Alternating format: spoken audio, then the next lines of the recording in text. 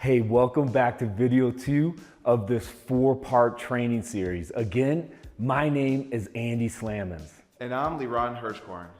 And we're coming to you from Breckenridge, Colorado, where we actually hosted our second small group mastermind event on how to become an expert at building your own private label brands. If you haven't yet, I highly recommend that you go back and you watch video 1, where we really set the foundation of what we're going to talk about today. So in video 1, we looked at the amazing opportunity that we have to build our very own e-commerce private label business right from home. And we went through some of our product sourcing secrets that help us to do that. But today, we want to take it further. Liron, I don't know about you, but for me, when I first started seeing the possibilities of building my own brands, I was incredibly excited, but I didn't know really where to start, right? It seemed like there were just millions and millions of products out there, and I had no way of really deciding what to pick and how to make it my own. What about you?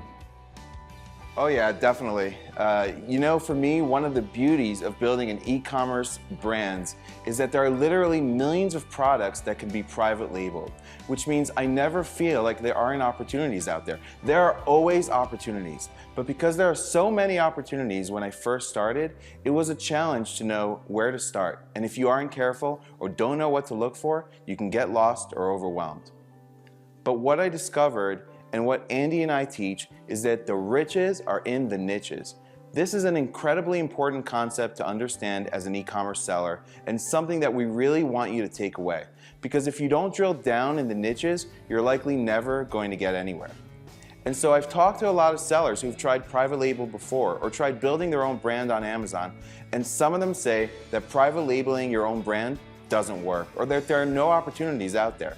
And through talking with them, what I realized, usually to no fault of their own, it's because they never really immersed themselves into the Amazon niches. They were never taught to or never knew what to look for. Many courses teach you to go into very saturated areas of ranks under 1,000, and that's just not the way to do it. And many sellers get frustrated and quit, or their products they brought to the Amazon marketplace just didn't do well.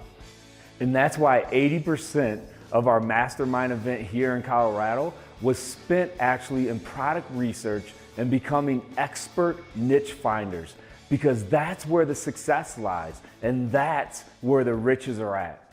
So in this second video of our 4-part series, we're going to show you some strategies to get into the niches, strategies that we still use in our business to bring new products to the Amazon marketplace, and strategies that can have serious results if used correctly. Not only that, but at the end of this video, we're actually going to give you a tool that we originally developed to use in our own business. But we want you to have it as a way to say thank you for being part of our awesome community, to provide you with some value and to keep you digging down into those oh so valuable niches. Stick around for these tips and becoming a niche hunter. And don't forget to claim that awesome tool that we've developed that is only going to be available for a limited time here.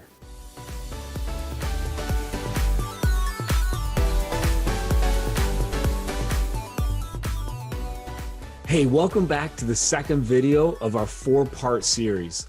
Again, my name is Andy Slammons, and I'm here with Liron Hirschkorn to talk to you about how you can identify your own private label ideas, find suppliers to produce those products, and build your very own brands.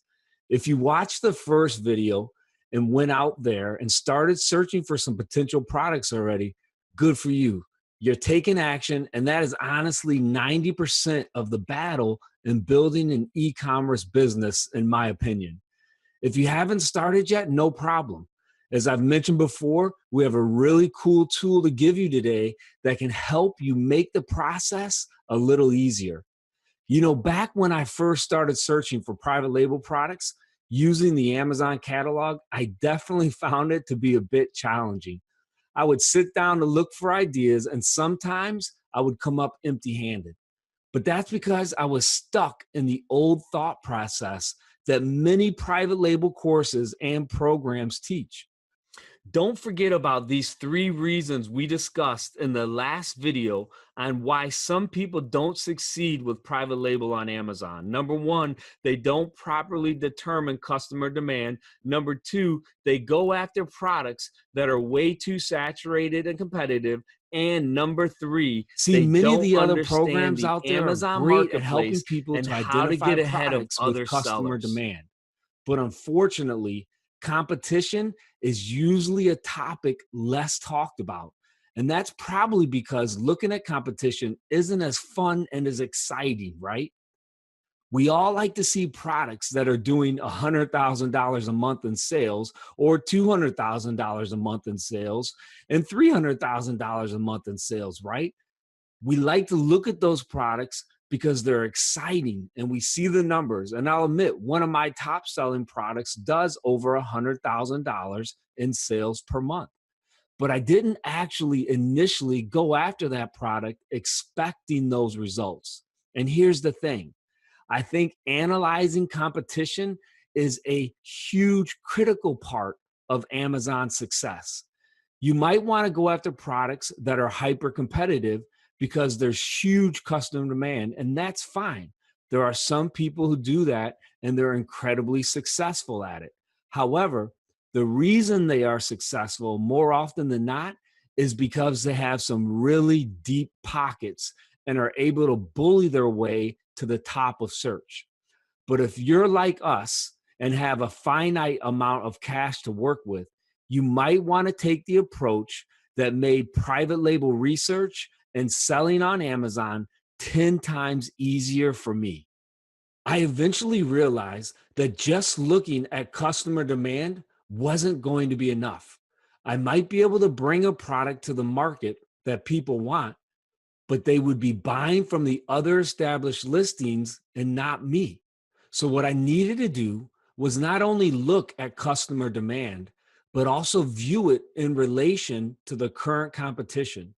And when I started analyzing the Amazon catalog in this new light, I was able to confirm what is now so important to our research process. The riches are in the niches. If you can drill down in the Amazon niches correctly, there are thousands of untapped markets that still have great customer demand, but significantly lower competition. Similar to Andy, when I first started my private label research, I looked at a lot of highly saturated products on Amazon, products like supplements and yoga mats. But what I quickly realized was that a lot of super competitive markets on Amazon are like red oceans full of big sharks. The sharks in this case are the aggressive Amazon sellers with a lot of capital that are spending a lot of money and eating up all the customers. When new competition tries to come in on them, they usually will eat them as well. But when you drill down into the niches, it's like you're entering blue waters. There are no sharks chasing after you, and you're able to grow at a sustainable pace until you end up being the leader of your niche. So what we want to do today is show you one of the ways that you can do just that, using the tool we're going to give you for free after the video. So let's head over to Amazon and our internet browser again so that we can check out the tool that we're giving you. All right, so if you remember back to the first video, we showed you how you can use the Amazon bestseller list to find products with a lot of customer demand and then manually check for some related products or accessories that might have potential to private label. What we're going to do here is similar, except that we're going to see what customers are actually typing into Amazon related to a particular keyword. One of the reasons that this is so cool is because unlike a lot of other tools and research methods that are out there, that they're using really estimations and guessing for their data, this strategy is using information directly from Amazon so that we know it's accurate and it's relevant. So if we head over to our Amazon search bar, I'm going to type in the keyword. I'm going to type in Keurig into our search to just check out the first page. Once I get there, I'm going to just select the first listing or product that seems relevant so that we can take a look at the Boost extension that we've developed. Once we get to the first page, we can see our extension has loaded and we can see some of the features that are on here. So there's some really cool buttons here that you can see, and let's just take a second to look at them. So this variation checker will help you make decisions on listings with variations by giving an estimate of how popular each variation is. The Review Extractor button will allow you to quickly analyze and read a listing's reviews. The Keyword Hacker buttons will help you ethically hack Amazon's keyword data. Okay, so right now we're going to focus on the Keyword Hacker buttons to help us with our niche research. So I'm going to hit the Keyword Hacker Ordinator button, which is going to allow me to enter a keyword. So I'm going to type in Keurig here and then hack away. Now what I'll do is I'll browse through these keywords and see if I can come up with a niche related to Keurig that might have blue waters, but still good demand. And we don't have time on the video to go through every word, and oftentimes you can skip past some that are obviously not going to work. But you might want to look into the Keurig adapter here, or this Keurig brewer care kit. That one probably has some great potential for bundling items together. And I also see Keurig carafe. I'm actually going to grab this one and put it into Amazon so that we can see what comes up. So when we search for Keurig carafe, we can see that there's some thermal carafes come up that look like they're selling pretty well. These ones appear to be actually sold by Keurig themselves, but there really isn't anything special about them, at least that I can see. So that could be a good potential product or idea that you write down and say you look into further. Let's go back. Here's Keurig descaling solution. Probably one you could look into and see. There's Keurig drawer here. We looked at that in the last video and saw that there were several on Amazon that were doing very well. And so if we just keep going, we can see that there are several niches within Keurig here that we could check out that might have potential. I'm going to scroll down some here. And here I see Keurig organizer. Similar to a drawer, but I'm going to check that one out on Amazon as well. So there are some on here that are more than just a drawer. They're basically an entire coffee organization station. It's pretty cool. And so again, this could be something that you could look into. And the nice thing about this one is that there's probably a lot of room to make yours different or better than what's currently on Amazon.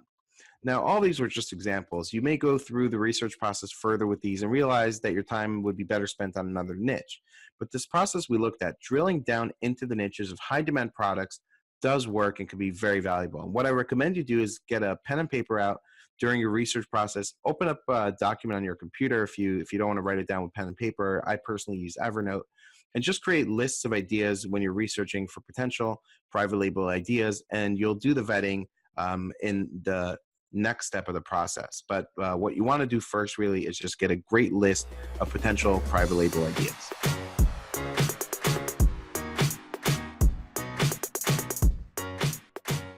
I'm holding in my hand a bamboo reusable nursing pad. This was one of my first private label products. It was also one of the products that I made one of my biggest mistakes on early on. And I often share this to let people know how important it is to get a sample. Well, if you can see this, it actually has a little stitch in it that makes it cone shaped. That was my idea. I was actually the first seller on Amazon to sell cone-shaped bamboo reusable nursing pads. At the time on Amazon, all the bamboo reusable nursing pads were flat. Why that's important to the story is when I was working with my manufacturer, I was trying to hurry the process. And so I gave them the measurements that I wanted for the pad. They replied back to me 3 times and asked me if those were correct. I replied back they were, and I told them to go ahead and produce the full order, which was 500 units. Well, they went ahead, they produced the full order, and again, remember, I never got a sample, and then they showed up on my doorstep. I opened up the box, and when I opened up the box, I lost my breath because the size of these bamboo nursing pads were like the size of basketballs. They were almost like the size of this pillow right here. That's about how big they were. And so obviously I knew that I messed up because I tried to bypass the sample process. Thankfully, Amazon is such a powerful sales platform. I actually went ahead and listed them. In the title, I put XXL super large bamboo nursing pads, and apparently there's a lot more big-breasted women in America than I thought, because all 500 of those units sold. But it's really a testament to the power of Amazon. But the moral of the story is this: you can never bypass the sample process. When you get that sample, you need to get your measuring tape out and measure it and make sure it's exactly what you want. If it's a cloth material like this, you need to throw it in the washer numerous times, put it in the dryer, and really put it to the test to make sure that your product is going to be a quality product. So that's my big-breasted blunder story that I often tell. Don't make the same mistakes that I did. Make sure you get that sample. All right, now we're going to go back to Liran, and he's going to show us how to connect with manufacturers to get your sample shipped to you. All right, so we've looked at some ways to determine customer demand in video 1. And then we just got done going over the Amazon niches and discovering markets that aren't too saturated. Now let's look at how we are actually going to find quality suppliers for our products. Let's head over to Alibaba.com, which is the largest business-to-business platform in the world and the go-to source for most private label sellers looking to connect with manufacturers. When we get to Alibaba, we find a layout that's similar to Amazon in some ways, and we can simply type a search here in the search bar. And so let's go ahead and do that and use the example Andy gave us in video 1 and type in Moscow Mule copper mugs and hit search. Once we do that, we get a number of search results here for Moscow Mule copper mugs. But before we start looking through these suppliers, we could check off a box here that's going to allow us to only look at gold suppliers. So let's do that now.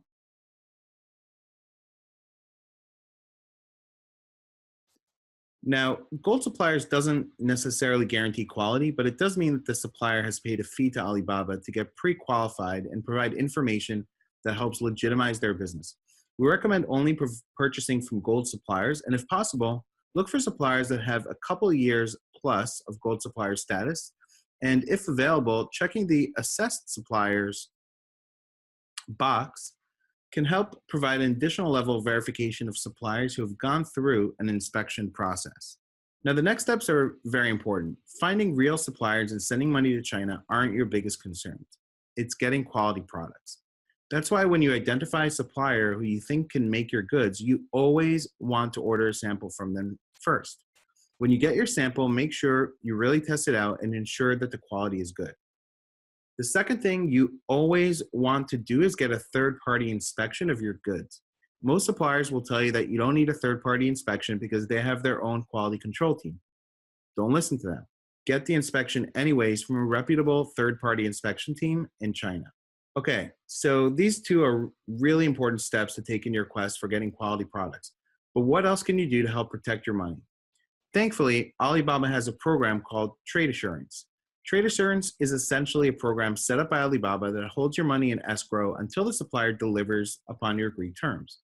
This means you don't have to worry about a supplier running off with your money because they don't actually get the money until they've produced your goods. If it's your first time ordering from a supplier, we definitely recommend trying to use Trade Assurance, and Alibaba also has a checkbox for that to see which suppliers use it. All right, and lastly here, we want to look at a really cool strategy that can save you a lot of time and give you an edge. Let's say you have a potential competitor that already sells a really good product and you'd like to find that supplier that they currently use. Let's consider this Moscow Mule listing as an example. This listing sells pretty well and has an average of 4.8 out of 5 stars and over 800 reviews. So assuming that these are legitimate reviews, we can assume the products are probably decent quality. So let's try to see if we can find where they're getting these mugs from. I'm going to take the brand here, Advanced Mixology, and I'm going to copy and paste it and search into Google along with the word trademark. So it's going to be Advanced Mixology trademark. Once I do that, I see that the first results here is Advanced Mixology trademark, which looks to match the brand name. So I'm going to click into that, And then on this page, we're going to go down and see that the brand is owned by Biziv, is the current trademark owner. So now I'm going to copy that word and paste it into Google and search for Biziv Panjiva. Once I search for Biziv Panjiva, the first result is for Biziv LLC and an address on the Panjiva website. Once I click that, I can scroll down and see the free information that this website gives me. There is also a paid version, but the free version lets me know that they are importing copper mugs.